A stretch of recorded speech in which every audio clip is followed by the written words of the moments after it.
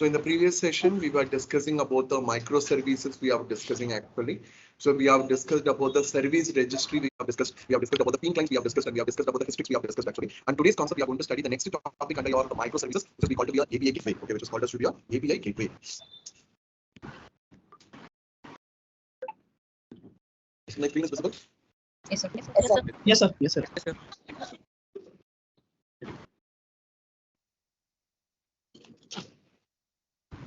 Okay. So in today's concept, we are going to study the next topic, which is called as your API gateway actually. Okay. So what is the API gateway? Yeah. Yes. Hello. Sir. Someone called? Yeah. Okay. So in today's concept, we are going to discuss about your API gateway actually. So what is the API gateway means? So right now, we have three applications. Your account producer is going to act like what?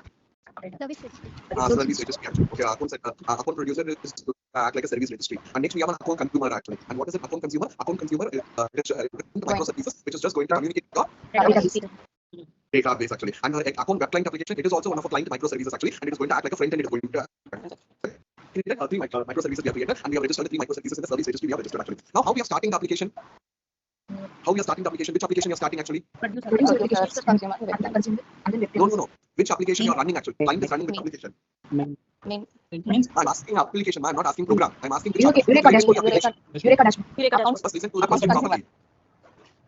First, listen to the question properly. So you created three applications, but you are executing which application you are executing? Executing web client. You're executing which application? Web client. Web client application. So in the web client application only, you're going to give all your inputs and all. Okay. Other application you're just starting actually. You're just starting and you're registering in the Eureka dashboard actually. But which application you're executing? Web client. Web client application. Okay. And it is running in which port number? 8761. Web client is running in port number. 3333. Okay, it is running in your 3333 port number actually. But what I want to do now, I want to hide all the information from the client. I want to hide it actually. Right now we have three microservices are there: producer, consumer, and your web client. So normally we are going to execute your web client application actually. But whatever the so if I try to run my web client application in a port number called 3333 and 3333 means then the end user will understand we are going to run with what we are going to run what application we are running. We are running your web client application, and that is going to run on a port number called 3333. Okay. But what I want to do now, I want to hide all the information. Okay, I want to hide all the microservices from the end user. I want to hide it actually. So for that purpose, I will be going for a concept called your API gateway actually. So this API gateway, it is a single entry point. A single entry point for multiple microservice. Single entry point for your multiple microservice means any external system. Okay, any external system. That is, I'm talking about your user. I'm asking any external idle system should not access directly to any microservices. Okay, so I'm not going to access any microservices directly. I'm not going to access it. So I'm going to access the microservices always through which one I'm going to access it. API gateway. Okay. So it's a single entry point for multiple microservices. Means any external system should not access directly to any microservices. We are not going to access it. It can access through one common entry. So that entry is called as what? API gateway. So you should always have one common entry. Should have and two other microservices. So if I have 100 microservices also, and so in my application I created 100 microservices. I created. So did we execute all these 100 microservices? No. Did we start all the 100 microservices? No. Yes, sir. No, sir. Yes, sir. Yes. How many microservices do we have, guys? Three microservices we have. Three microservices. Do we start all the three microservices? Yes, sir. Yes. Which one you are executing? That one I'm asking. You have 100 microservices are there. Do you start all the 100 microservices? Yes, sir. Yes. But we are going to execute only one Microservice. It can be anything. It can be 99th microservice or 50th microservice or second microservice. It can be anything actually. So we are going to start all the 100 microservices. But the entry point will be always only one microservice. One microservice actually. So consider we have an application with 100 microservices. We are going to start all the 100 microservices. We are going to start, but we are going to execute my first microservice. We are going to execute it actually. So from the first microservice, it is going to communicate with my not all. First one, it will communicate to which one? Second one. Second one, it will communicate with your third one. Third one, it will communicate to the fourth one. Like that, each one will be communicate with your other microservice. It will be communicating. And how it will be communicating through the class called as? Nowadays, we are not going for REST template. We are going for which concept? And in case, maybe in the 50th microservices, if some problem occurs now, in order to perform a fallback mechanism, we are going to use which concept? Hystrix concept. Okay, we are going to perform your Hystrix concept. Yesterday, we are going to perform your Hystrix concept, and in case if there is any fallback mechanism. But as I already told before, we have 100 microservices. We are going to start all the 100 microservices, but we are going to execute only which microservices we are going to execute it. Only one microservice. I told an example now. Which one we are going to execute it? First one we are going to execute it actually. But what is my objective now? I want to hide all microservices. There's 100 microservices. I want to hide it from the end user actually. Okay. Even though you executed your first microservices also, there should be some entry point for your application should be there actually. So that entry point of your application is created with the help of a concept called API gateway. So it is a single entry point for multiple microservices. Means any external user, or even you can say user also, any external system or user should not access directly to any microservices. It can able to access only through which one? It can able to access through your API gateway. because I already told before, we have 100 microservices are there. Okay, we have 100 microservices are there. So we are going to start all the 100 microservices. We are going to start it. But which one we are going to execute it?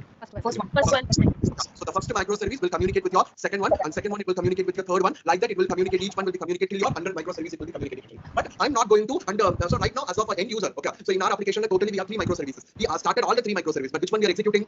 Webclient application. As an end user, okay. As an end user, I'm also starting which application?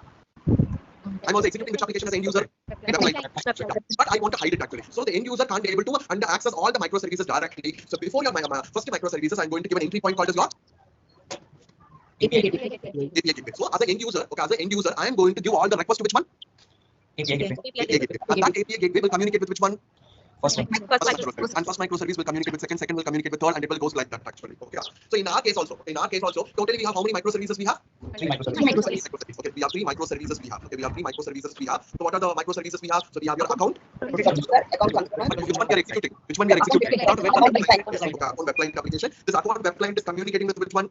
Consumer. Okay. And all this has been registered in which one? Account producer. Producer. Okay, account producer. So as an end user, we are going to execute which application we are executing? Account web client application actually. But I want to hide all the microservices from the end user. So end user cannot able to access directly to any microservices. So before that, I'm going to create an entry point called as your API gateway. API gateway. So till today's session, we are starting which application we are starting? Which application we are executing?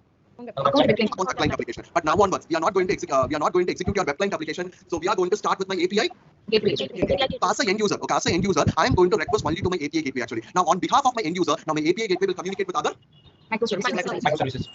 communicating with your other microservices. So that is the purpose of using your API gateway. So it is a single entry point for multiple microservices. Means any external user should not access directly to any microservices. How it will be accessing now? It will be accessed to one common entry point. It will be accessing. The entry point is called to be a API gateway. Okay, the entry point is called to be a API gateway. And we have different types of API gateways are available. We have Zool proxy is available. We have Google APG is available. Google APG is available. Next, we have your Spring Cloud Gateway is available. Spring Cloud Gateway is available. Okay, Spring Cloud Gateway is available. So these are the different frameworks that are called as what? API gateway. Okay, these are the different frameworks that are called as your API gateway. And in our session, our latest, the latest people will be using is called to be a Spring Cloud Gateway. Gateway. So that will be the latest one, and that one only we will be also using and the Spring Cloud Gateway only we'll be using in order to create an entry point for your application actually. Clear? Yes, sir. Yes, sir. So the first we are going to discuss some of the features of using your API gateway. The first feature is the first feature is that it is going to simplify your client interaction. Okay, it is going to simplify your client interaction actually. So for example, if we have many microservices now, there is no need to configure all your REST endpoints to your and a single microservices there is no need to configure. So everything it will be automatically taken care by which one? API gateway. API gateway actually. The second feature is called to be a separate out cross-cutting concern. Separate out your cross-cutting concern. So for example, okay, can you see my PPT? No, sir. No, sir. No, sir. No, sir. About now? No, sir. No, sir. No, sir. Yes, sir. Yes, sir. Okay, so the second advantage we are going to discuss is called separate or cross-cutting concern actually. So what does that mean? Consider I'm going to create an e-commerce application. Okay, and can you say what are the microservices that the e-commerce application will be containing? Card service. Card service and product service, customer service, payment service. Payment Like that, we have different types of services are available actually. Okay, like that we have different types of services are available. So they are the microservices actually. The customer service will contain only the customer information. Card service will contain card information. Payment service will contain payment information. Product service will contain product information. Now, in order to access all the services, I need one web application I needed. Okay, I need one front end I needed actually. Okay, so for that purpose, and so for this e-commerce application, I am going to create one web application. Okay, I'm going to create one web application actually. So e-commerce is one of a microservice application, and this microservice application right now it contains product microservice, customer microservice, payment service, as well as your card service actually. So product service will contain product information, customer service will contain customer information, card service will contain card information, and your payment service will contain payment information actually. So in order to access all those things, I need one Web application. a front end is needed. Okay, I need a front end or a web application is needed. So now what I'm going to do now, I'm going to create one web application. So it is also one of the microservices only, but it will be acting like a Front end. front end. Okay, it will be acting like a front end actually. So as of now in my e-commerce application, totally how many microservices we have? 5. 5 microservices actually. As an end user, okay, as an end user, I'll be always starting which application I'll be starting? Web application. Okay, the web application only I'm starting because the web application is going to act like a Front end. so this web application contains certain URL, certain requests it was containing actually. What are the requests it was containing? /home. Okay, it was containing a request called as /home actually. So whenever the end user fires your /home request now, it is going to give my home page. It will be giving actually. Okay, it will be displaying my static home page. It will be displaying actually. Okay, and whenever if my end user gives a request called as your /product now, it will be list all the products that are available in my application. Okay, it is going to list all the products in my it will list all the products that are available in my application. So if the end user want to give your /home request and /product request now, there is no problem. Okay, there is no problem. Directly without logging also, he can able to give a request called as your /home and Products. /product. Okay, now we have 2 more requests actually. Okay, we have 2 more requests. 1 minute, guys.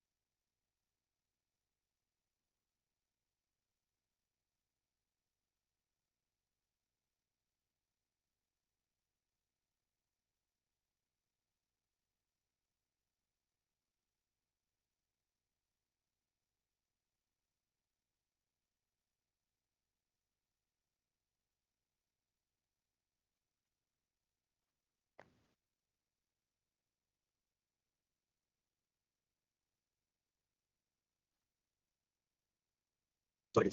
Okay, so as I already told before, we have an e-commerce application. That e-commerce application contains 5 microservices, 4 microservices: customer microservice, product microservice, payment microservice, as well as your cart microservice actually. And in order to access all these 4 microservices, I'm going to create a web application. I'm going to create it, and this web application will be acting as a printout. Now the end user and all will be communicating with which application?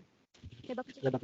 Web application. Okay. So this web application contains certain requests it was containing actually /home/product like that actually. So whenever the end user gives your /home request now, and it will open my home page, it will be opening. And whenever the end user requests your /products now, it is going to list the products that are available in my application. Okay, it is going to list all the products that are available in my application. Okay. So now, if the in order to access your /home and /product, the user is need not to be Login. logged in. Okay, the user is need not to be logged in order to access my /home as well as your /product. Now we have 2 more requests we have. That is we are going to get the item from the Cart. cart. Okay, so for that purpose, /get, and we are going to add a new item to the cart. For that purpose, we have a request called as /mycart/add actually. Now, in order to access this two particular request, that is, if I want to add any items to the cart, and if I want to and get the items from the cart. So, if I want to access this two particular requests, now compulsory the user should be Logged in. logged in actually. Okay, user should be logged in actually. Okay, so I created a web application with 4 requests I created. For the first 2 requests, there is no need to log in actually. Whereas for the last 2 requests, compulsory I should. Login.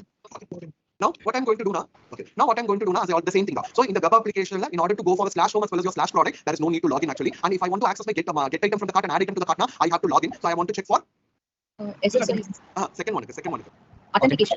So I want to authenticate. I want to check whether that particular user is logged in or not actually. Now we have 2 more requests there that consider if I have a new product. Okay, I'm going to launch a new product in my e-commerce application. So I'm going to add a new product into my e-commerce application. I'm going to add it, and I'm going to delete the old product from the e-commerce application with the help of a request called /product/ delete. And in order to perform these 2 things, okay, in order to perform /product/add and /product/delete, I should be an admin user. Okay, I should have a privilege as an admin in order to add item to the product and in order to delete from the item from the product actually. So in order to do this two requests, I have to it is not authenticate. What it is? Authorization. I should be authorized user actually because I should have an admin privilege. I should have. Then only I can able to add a new product to my application and as well as delete the product to my application actually. So my web application has 6 requests it has actually. Okay. So if I want to and issue /home and /product, now the user is need not to and login actually. And if I want to and issue mycart/get and mycart/add, compulsory the user should log in. So I want to authenticate with that particular user. And if I want to add a new product to my application and delete the old product to the application, I want to authorize that particular user whether he or she have a admin privilege. And third thing is that, and I want to make my application to be secured actually. So instead of giving HTTP, I have to give it as what? HTTP? Yes. Okay. So how I am going to implement your HTTPS console with the help of your Web application. web application. So what we are going to create? SSL certificate. We are going to create your SSL certificate actually. So now what are the functionality I'm going to create in my web application? I have to create your SSL certificate. I have to create next. I have to create your authentication to authenticate your application, and next we have to create your authorization. Now what I want to do now, I want to add this 3 common functionality inside my which application? Web application. Web application along with my business logic for /home /product /mycart/get and /mycart/add and /product/add and /product. So instead of adding the common functionality in my web application, what I'm going to do now, I'm going to add all those common functionality in your Application. API gateway. What is that? API gateway. So whenever the user sends any request, the request file first come to my API gateway, and in my API gateway, I'll check whether it is SSL certificate. Next, I'm going to check whether that particular user is authenticated, and next, I'm going to check whether that particular user has authorized user or not. And based upon this, I'm going to forward the request to my Web application. I'm going to forward the request to my web application actually. So that's the reason I told. And the second feature is we call it separate out cross-cutting. Concern. Separate out cross-cutting concern. So in our case, our web application has three, you can able to say functionalities. Three functionality. What are the three functionality? SSL, SSLC certification. Authentication. and authorization. SSL certificate, authentication and authorization. Authorization actually. Okay. So in addition to my business logic. Okay. In addition to all the business logic. So what are the business logic we are going to do in my and the web application? I'm going to do it actually. I'm going to display my homepage. I'm going to display my product. I'm going to get the item from the cart. I'm going to add a new item to the cart. I'm going to add a new product. I'm going to delete the existing product. So I'm going to in addition to all this business logic, I'm going to add a functionality like SSL certificate, authentication and Authorization. So now what we want to do? Now we want to separate out. Okay. Now we want to separate out these things. Separate out these things, which is not a business logic. Okay, which is not a business logic. So where we are going to separate, where we are going to write it actually. Business logic. API gateway. Okay, so now we want to separate out these things which is not a business logic, and we write all those functionality inside API API gateway. Okay, functionality inside your API gateway. Okay, functionality inside your API gateway. Okay. The third feature is we call it to be a separate and consolidate cross-cutting concern across microservices. Okay. So if you see over here, I created a single web application, and in that single web application, I have kept all this requests. I have kept it. Okay. /home/product /mycart/get /mycart/add /product/product.delete. So I have given all those requests in a single application called a single microservice called as your web application. web application. Instead of doing like this, what I'm going to do now, instead of creating a single web application, I'm going to create microservices. So whenever the client is going to send the request, based upon the request, is forward the request to the first microservice, or it will forward the request to the second microservice. That only we are saying actually. Separate and consolidate cross-cutting concern across microservices. So if I give a request called a /home now this API gateway will forward that request to a microservice one actually. And if I try to give a request called /product/add, then this and API gateway will forward the request to this particular microservice 2. It will be forwarding actually. So that concept is called to be a API gateway actually. So API gateway will always act like an entry point for your multiple microservices. Your external system or user does not access your microservices directly. Always we have to access through only what? API Okay, only through your API gateway we can able to access your application. We can access it. Here, guys. Yes, sir. So anyone can you share your screen and everyone go to your Spring Initializer. Yes, sir, I'm sharing. Yeah, share your screen and everyone go to your Spring Initializer. Go to your Spring Initializer.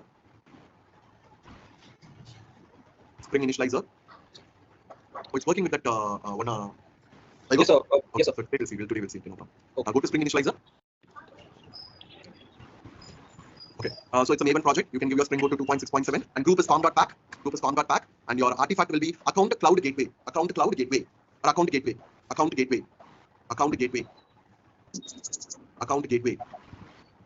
So as usual, come down. So we have a jar packaging and select your Java version. It is a jar packaging and select your Java version actually. So now we want to add the dependencies as we want to add it. Now click your add dependency button. So now I want to indicate this particular application is one of a this particular application is one of a client microservices, and it has to be registered in my Eureka dashboard. So what the dependency we have to provide? Netflix. Eureka client actually. So give it a search for Eureka client. Eureka Discovery Client, because this application is also one of a client microservice, and it has to be stored inside your Eureka dashboard actually. And next we are going to select your actuator dependency. So what is the purpose of this actuator dependency now? The actuator dependency is used to check the health of your application actually. So you can able to see the description over here. Supports built-in or custom endpoint that let you monitor and manage your application, such as application health, metrics, sessions, etc. So if I want to check the health of your application, I can able to use some predefined endpoints. I can able to use it actually. And who is providing all those predefined endpoints and all? So for that purpose only we are using a dependency called actuator dependency actually. So in order to monitor your application, or in order to check the health of your application actually, there are some predefined endpoints are available actually. So those endpoints and all are provided with the help of a dependency called actuator dependency. Now the third dependency is that I want to handle your request and response and all. I want to handle it. So for that, what dependency? Spring Web dependency. Spring Web. Now fourth dependency is I want to make this application to as an entry point of your application. So this application is going to act like what? Microservice. I told you the entry point of your application is going to act like a API gateway. API gateway. And which API gateway we are going to use it? Cloud. Cloud gateway. So type as Spring Cloud Gateway. Just type as Cloud Gateway. You can able to see an option called Gateway Dependency. Just type as Gateway. You will be getting your Gateway Dependency. You will be getting, and you can select that one. Gateway. So what it was providing, it provides a simple yet effective way to route to API and provide a cross-cutting console to them, such as security monitoring or metrics and resiliency. So it will be always act as an entry point for your application actually, and you can able to define all your cross-cutting concerns and all. I can able to define it, and it will be routing the API depending upon the request actually. So we provided 4 dependencies. We have provided Eureka client dependency, actuator dependency, web dependency, as well as your gateway dependency. Clear, guys? Yes, sir. Okay. So everyone generate your project, extract it, import it, NVN clean install and update it. Generate, extract, import, NVN clean install and update it.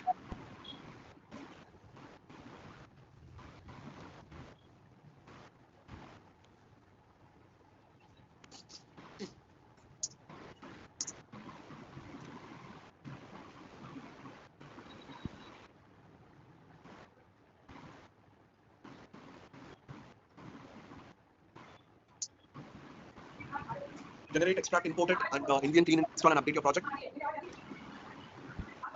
Sir, Yes.